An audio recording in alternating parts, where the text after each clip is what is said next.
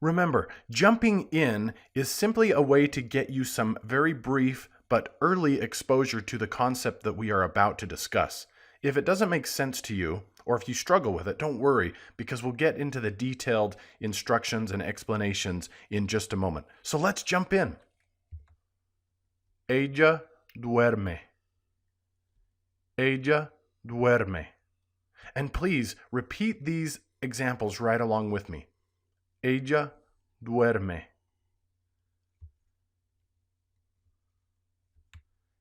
Él limpia. Él limpia. Ustedes cocinan. Ustedes cocinan.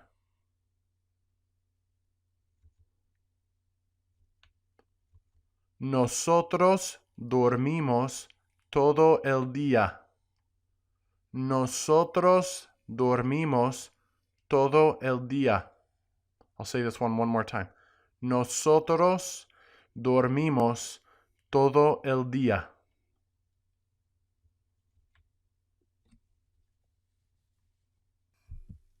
Saludos, ¿cómo estamos? I hope your confidence is growing and that you're starting to feel some of this momentum build up. In lessons 2 and 3, you started to build your foundation in parts of speech and subject pronouns and a little bit of verb conjugation.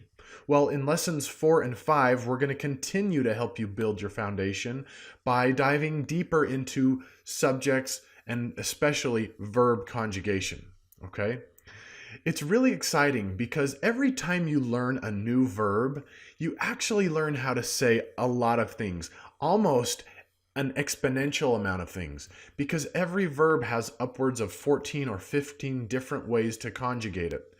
And that goes back to my metaphor around verbs being a lot like potatoes. There are so many different ways to prepare and consume potatoes. Likewise, with verbs, there are lots of different ways you can use one single individual verb. So this is incredibly exciting, and I hope you feel some of that excitement. Have confidence, believe in yourself, and let's get started speaking in complete sentences in Spanish in Lesson 4. Here's the learning outline for Lesson 4. First, we'll look at some vocabulary, followed by an explanation of subjects. It's a quick review of what we've already covered. And then verbs and verb infinitives, which is somewhat of a review, but we're starting to move into some new content. The clause formula, the steps to conjugate verbs, and then we're going to actually start to create phrases in Spanish. So then I'm going to show you, of course, some of the pitfalls, or these are some of the things that are common mistakes that new Spanish speakers make. Finally, followed up at the very end with some comprehension. Here's the vocabulary, so go ahead and say these words along with me, and we'll repeat them a couple times. So your goal is to really kind of mimic my pronunciation of these words. And generally, the most common mistake is that English speakers have a tendency to pronounce a very hard R, like that pirate R sound, okay? We don't want to do that. We want our R's to almost sound like the English D. Okay, I'll show you what I mean by that. The first word is cantar. It's not cantar, it's not that. It's cantar. It's almost like you're saying the word odd. Cantar. Okay, cantar, cantar. Cantar. If you're having trouble with that R, don't worry. We'll say a lot of Spanish, so just keep repeating these words with me. Conducir. Conducir. Okay, conducir. I'm almost saying like the word seed, like a seed that you plant. Conducir. Conducir. Manejar. Manejar. Both of those words mean to drive. Andar, andar, andar. Caminar, caminar, caminar. Pasear, pasear. pasear. All three of those words mean to walk. Escribir. Escribir. To write. Escribir. Nosotros escribimos. We write. Nosotros escribimos. Nosotros escribimos. Leer. Leer. And yes, you do pronounce both E's, okay? Even though there are two E's right in a row, both of them get a pronunciation. Listen to me very carefully. Leer, leer, leer. Okay? Libro, libro, libro. ¿Qué? ¿Qué? ¿Qué? And then another form of ¿qué? ¿Qué? ¿Qué? ¿Qué? Notice my voice inflection. Voice inflection is very important for lesson 5. Okay? Estudiantes.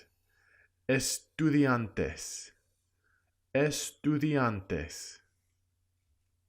Maestros. Maestros. Maestros. And I'm pronouncing the A and the E there. Maestros. Maestros. Bien. Bien. Bien. Bueno. Bueno. Not bueno. Not bueno. Lots of people will say bueno. It's bueno. Bueno. Bueno. Cantamos ahora. Cantamos ahora.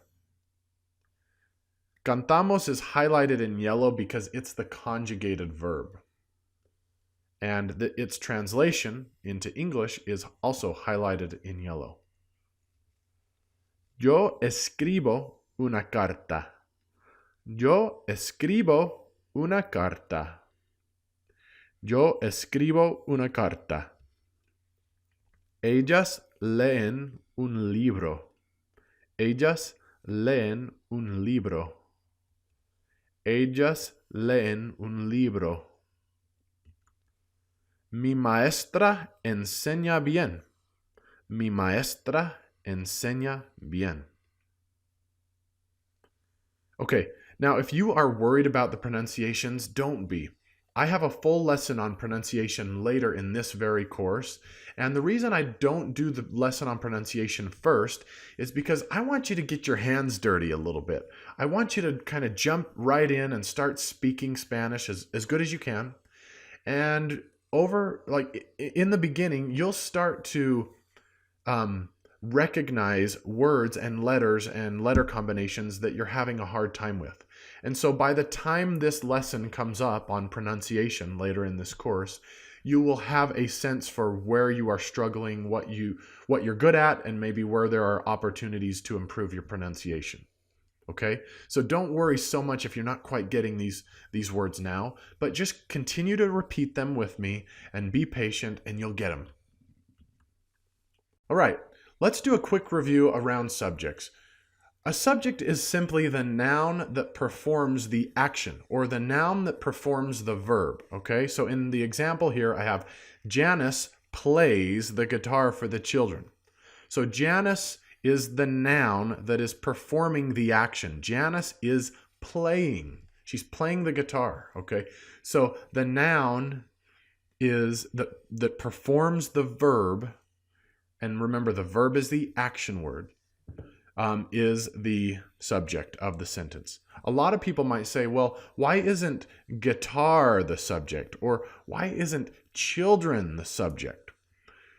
I'll just tell you right now, they're not the subject. They're actually called objects. And that's a discussion for a different lesson.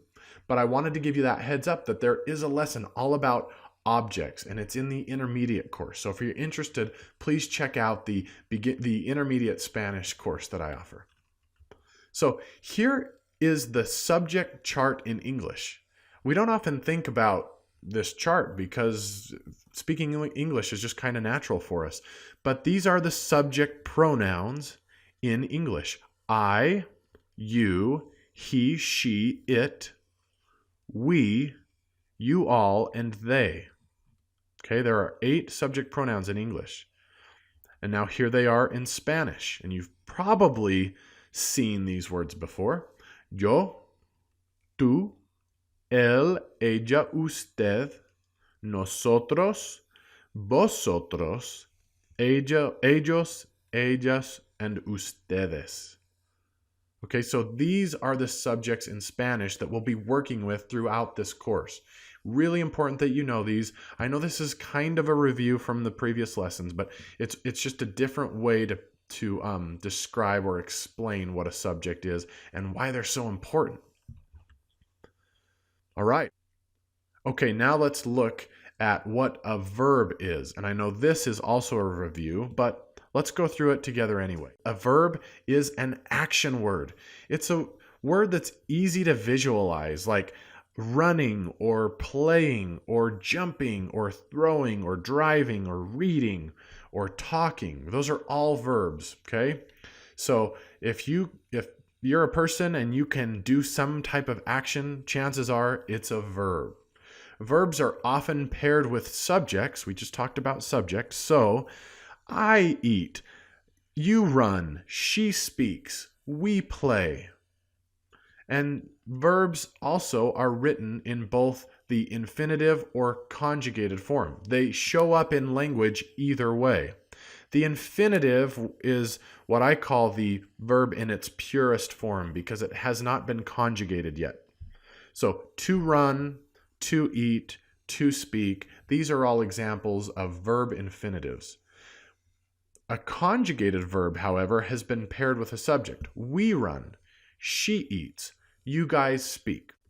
Now, let's dive deeper into the 2 states of verbs that we just covered briefly. So, the first state is this unconjugated, pure state of verbs.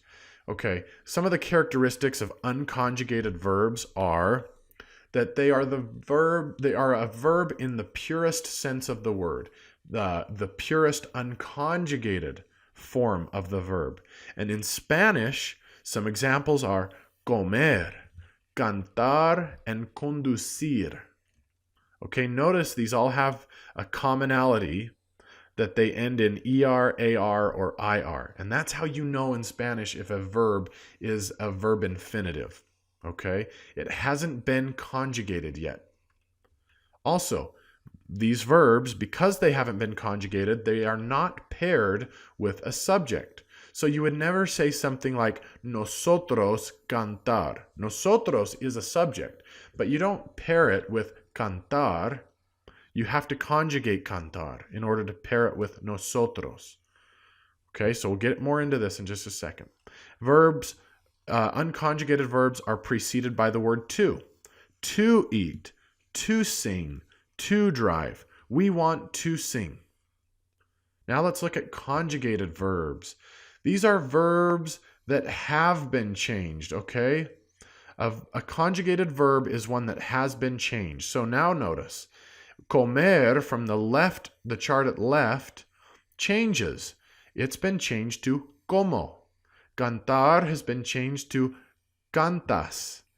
Conducir has been changed to conducimos. Okay, these are verbs that have been changed. They've been conjugated. They are paired with a subject. That subject can be written or it can just be implied. You know the subject of a verb by how it's conjugated. We'll look at that in just a minute, okay? So you'll know what I mean by that in just a moment. So you wouldn't say nosotros cantar, like I showed you out on the left, but you would say nosotros cantamos. That's a perfect example of pairing a subject with a verb, a conjugated verb.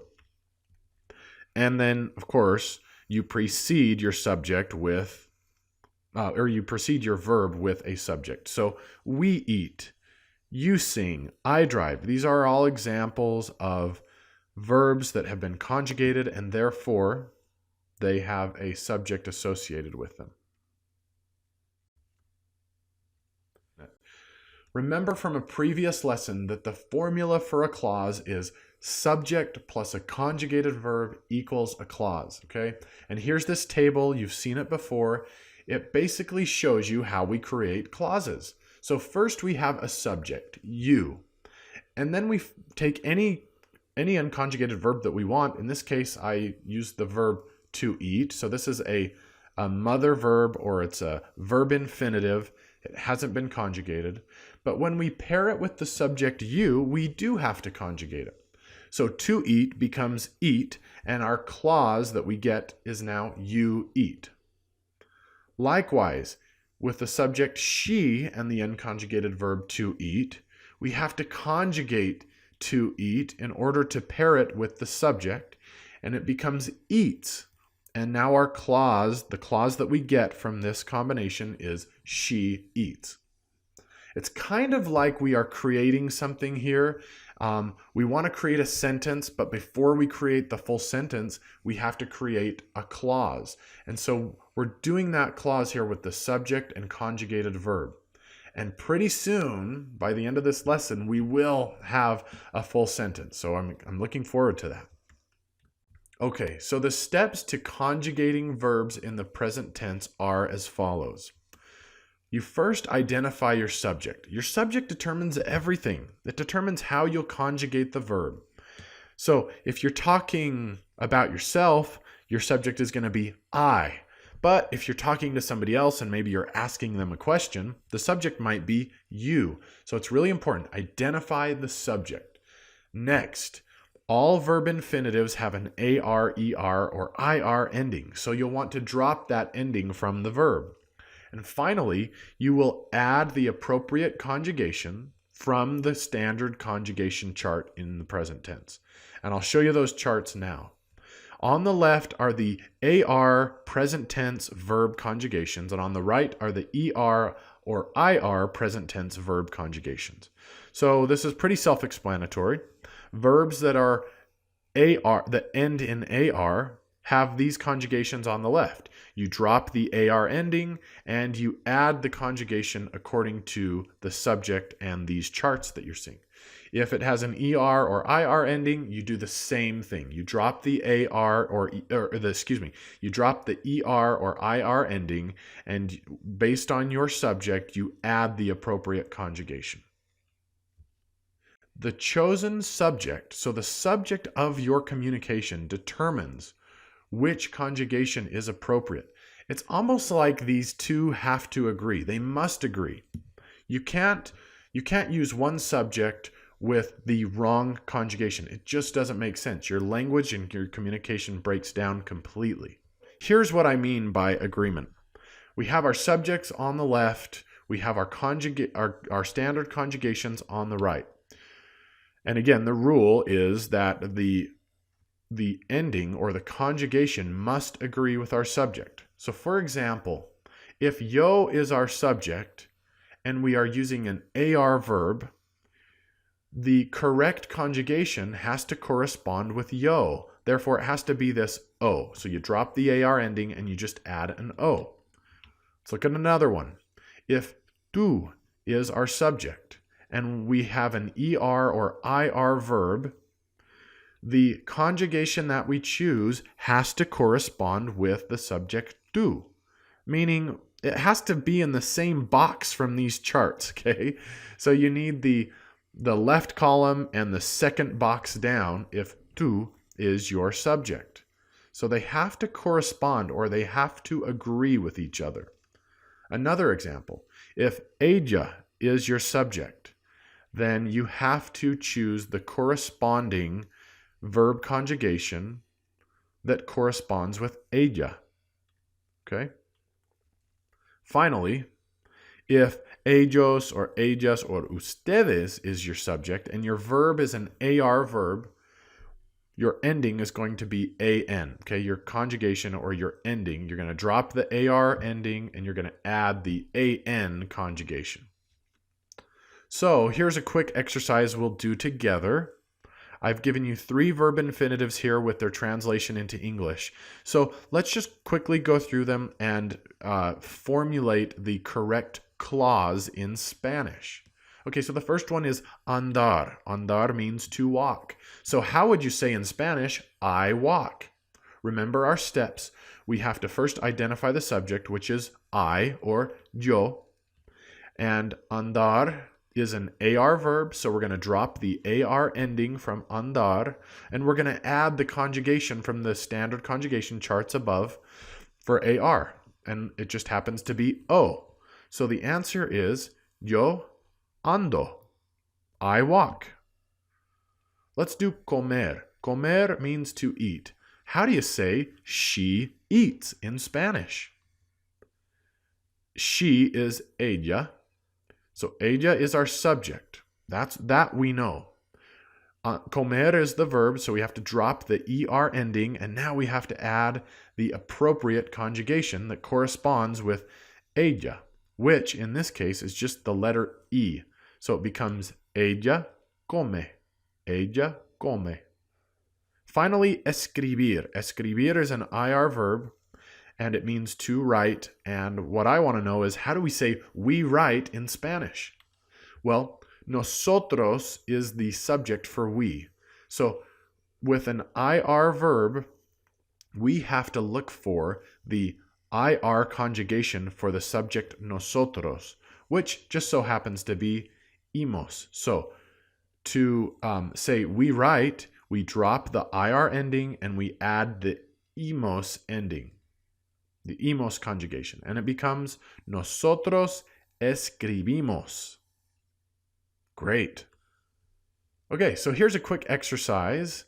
So I'm going to give you a subject and a verb, and I want you to use the information at the top half of the slide to complete the statement. Okay, so all you have to do is create a clause in Spanish and then translate it into English. So I've given you the subject, I've given you the verb infinitive. Now you just need to put them together, do the conjugation into Spanish. Pause the slide at this point. Do these three on your own. When you're ready, unpause the lesson. I'll come back and I'll give you the answers. Okay, are you ready to go through these together? The first one, yo comer. Yo is I, and you see where it falls in the subject chart. Therefore, we know that we've got to look over at the ER-IR subject chart or conjugation chart and choose the conjugation for yo, which is just the letter O. So this becomes yo plus como. I eat. Yo como. Ellas leer. Okay, ellas is down in the bottom right of the subject chart. And this is an ER verb again. So we're going to look at the ER conjugation chart and choose the conjugation from the bottom right. So this becomes ellas leen. They read. Ellas leen. And finally, usted plus hablar. So usted is the bottom left of the subject chart. Therefore, we need to look at the AR conjugation chart in yellow at the bottom left square. And it's just the letter A. So this one's easy. Usted habla. You speak. Okay, that was pretty easy. Let's keep going. Now it's your turn. On a piece of paper, create 3 clauses, which again is a subject plus a conjugated verb. Use this subject chart on the left in red and the verb infinitives above. So practicar, abrir, correr, comprar, and estudiar. And then translate these into English. Okay, so for example, ellos plus caminar would be ellos caminan, they walk.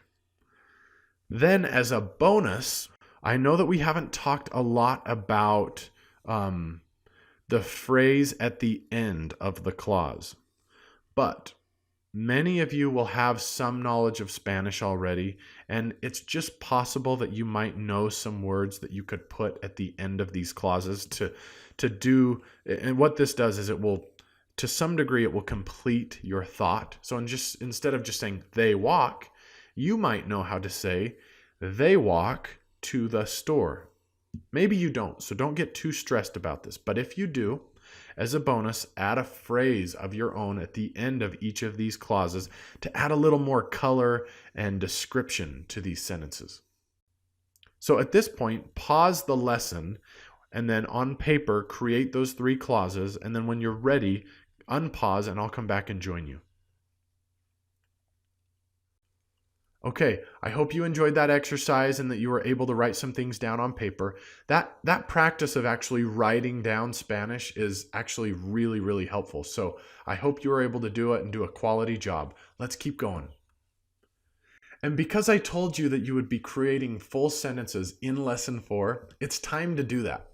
So on this slide, in just a minute, I'm going to have you pause the lesson and take some time to create these sentences on your own. So we'll do a couple together and then I'll set you free. What you're going to do here is you're going to use the subject chart on the left combined with the verb infinitive in the center, and then you're going to add a short phrase at the end that makes sense and that kind of completes what you want to say. Okay, nothing here is too complex. It's actually pretty simple. So I've given you everything you need. All you need to do is make the conjugation and then add a short phrase that makes sense. So let's do 1 or 2 of these together and then I'll set you free. Let's start with the subject to. And we're going to look at the verb infinitive escribir, and we're going to use the short, we're not going to choose our short phrase just yet. So with the subject to, escribir conjugates to escribes. So far our clause is tú escribes. Now we know that escribir means to write. So what we're saying so far is you write. Now let's look over at the chart at right in red to find something that makes sense with you write. And I'm noticing that we have the option here of la carta, the letter. So that's what I'm going to use for this one. Tú escribes la carta. That means you write a letter. And that's a full sentence. It is a simple sentence, but it's a full sentence. And it's pretty amazing that just 4 lessons into this course, you're already speaking in full sentences. Let's do another one, and then I'll let you work on your own.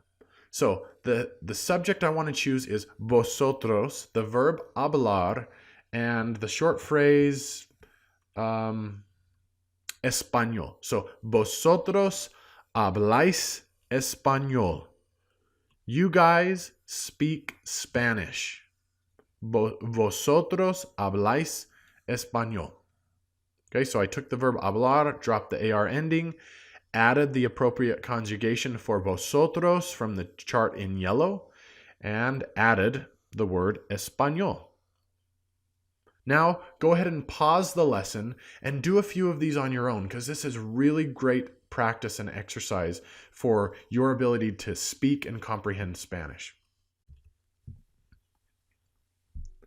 Okay, were you able to do some on your own successfully? I hope so. Let's move on now to some pitfalls. Here are the pitfalls for verbs and verb conjugation. It's pretty obvious, but I wanted to go through them together with you. So, forgetting the correct present tense conjugation. That means forgetting those standard conjugation charts in the present tense. You'll get really, really good at remembering those, but a lot of times if you're just brand new in the language, you do sometimes tend to forget, like, oh, is that word amos, or is it emos or imos? And so like some of those things get a little tricky, but give it a week or 2 and you'll be fine. Okay, mixing up or misspelling conjugations. This is a very common one. Also, using the wrong subject. So maybe you're fully confident in how something is conjugated, but you accidentally use ella instead of vosotros. Okay, something like that. Just not being familiar with the verb that you want to use. So this is another one, like you know how to conjugate, but you're like, oh, what's the verb for to sleep? I want to say that I'm sleeping, and I don't know the verb for sleep. And then finally, just not understanding who the correct subject is in the conversation. And sometimes this can get tricky if you're having a conversation with somebody and you're asking questions about them, but you're also trying to kind of explain things about yourself. It can be kind of tricky. Great. Here's the comprehension exercise for lesson 4. What I'd like you to do is read through the passage on the left in Spanish and just try to get an overall feel for what it's saying. You don't have to get it perfect, and in these early lessons, you may not even really understand very much at all. Then what I'm going to do is I'll come back and I'll show you the translation into English, and I will actually draw connections from the words in Spanish to the words in English, directly translating them for you.